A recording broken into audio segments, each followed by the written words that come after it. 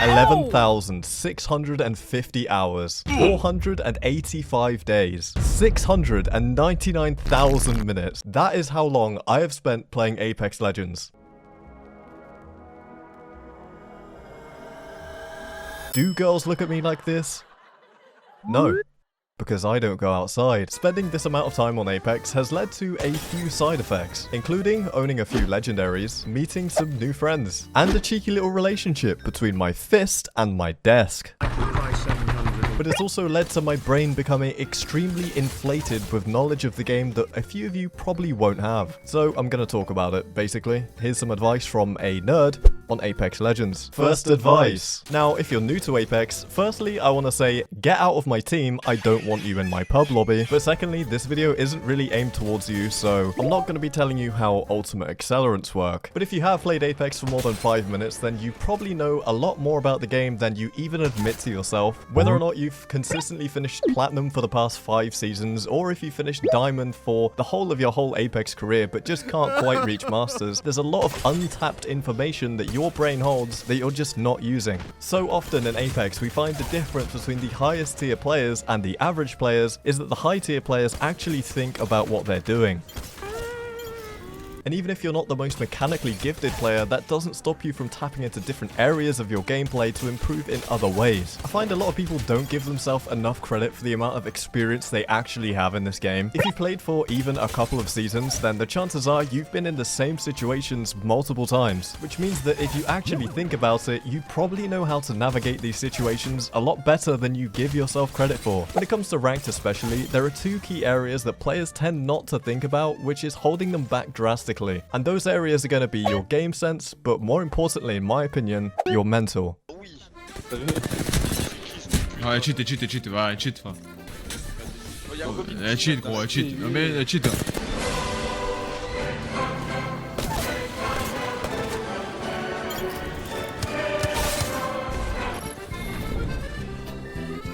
Report.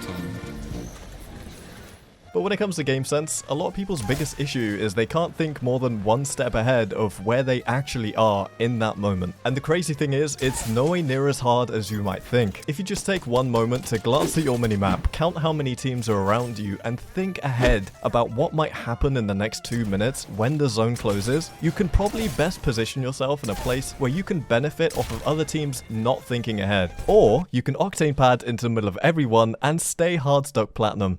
Good job, Daniel. Now we've cracked your game sense, let's talk about your mental. And a lot of you definitely need therapists. So, tell me, Jeffrey, why do you keep inting your games? Imperial Hal said pushing teams is the only way to improve.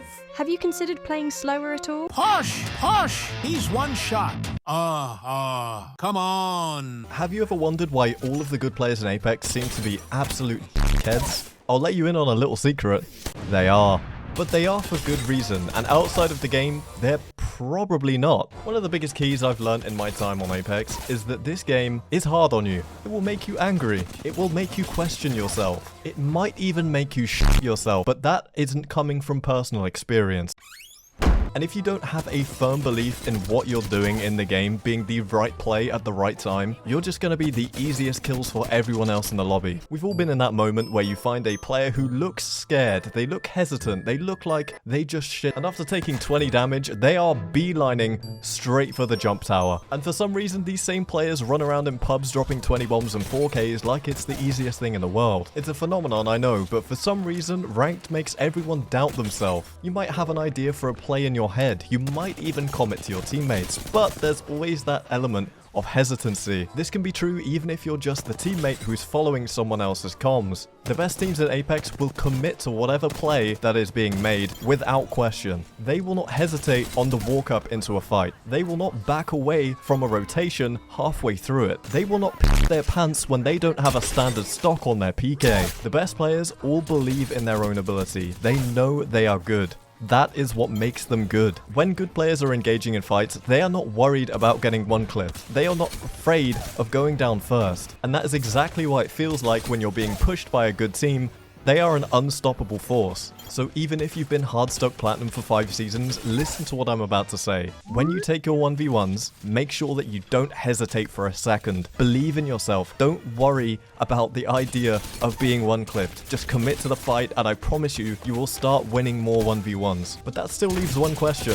Where does becoming a dickhead come into things? Well, I don't really know. Apparently, that is what happens when you become good at Apex. Advice 2. You don't need 12,000 hours to tell that Vantage is absolutely broken this season. Her ultimate now 2-taps people on blue, and with a headshot can 2-tap people on purple as well. Partner that with the fact that she can pull out the Mozambique whilst having her ults out for some reason, and the fact that there's a bug allowing you to use her ultimate without the laser on it. You're missing out if you're not using her this season. And I wanted to say that because I also want her nerfed.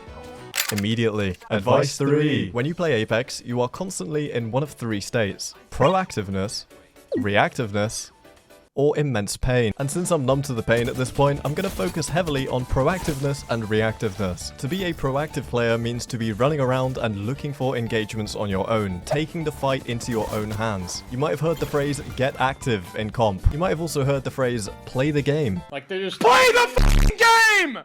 All good players in Apex Legends are very good at being proactive. They are all good at taking angles, fighting other players, and thinking about how to best move forward in any given situation. And the opposite of a proactive player is a reactive player. These are the types of players that stand around and wait behind their teammates for them to make a move before reacting off of the damage they deal. They can also be players who sit in buildings with Rampart, Caustic, or Watson, and honestly, I don't know what else they do. Biggest takeaway I want you to take from this is that the best players in the entire game are actually a perfect mix of proactive and reactive. There are going to be times whilst being proactive that you don't have all the information necessary to make the best play, and something may happen in the middle of a play allowing you to be reactive off of this new information and make a better play than before. The key really is to be a good mix of both. Being too proactive in situations that don't allow for it will lead to you W-keying too early, being impatient, and dying for free. But being too reactive will lead to you never getting any damage or kills and being run over by proactive teams trying to take the game into their own hands. Knowing when to be proactive and when to be reactive comes a lot off of experience, but also requires a strong mental. When it comes down to making a play, you don't want to hesitate. So make sure that if you're going to be proactive and get the whole team to push someone, that you commit to that. And don't let your teammates pressure you into doing something when you know that if you wait for just a few moments longer, you might have a more favorable chance.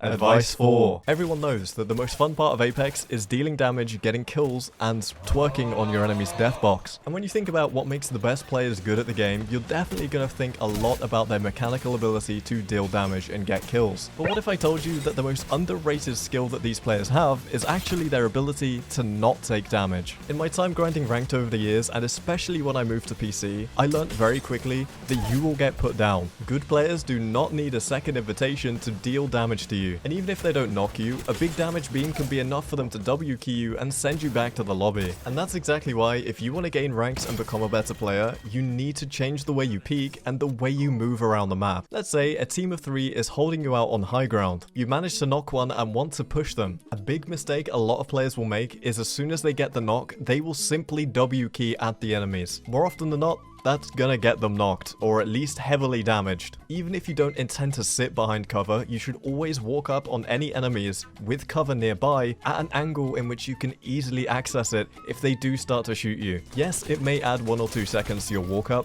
but those 1 or 2 seconds are a lot shorter than the time it takes to pop a bat or to get rezzed. And when it comes to peeking, man, some of you need serious work on this. Every time you peek around a corner, over cover, or round a wall in Apex, you need to be aware of how much of your hitbox is going to be showing towards the enemy. Often, you don't need to peek as far as you do to get the same angle without showing as much of your body, so you're going to be taking less damage. And this doesn't need to be something that you do once a game or twice towards the end. No, this needs to be every single time you peek. Second nature, you are just showing less of your body off. I'm sorry guys, I know in this day and age you love to show off your bodies. This is not OnlyFans. And those are just a few of the things I've learned over the course of 12,000 hours in Apex. If you want to hear more or enjoyed this style of video, then let me know in the comments, and I'll see you again very soon for your scheduled Apex brain rot. But secondly, this video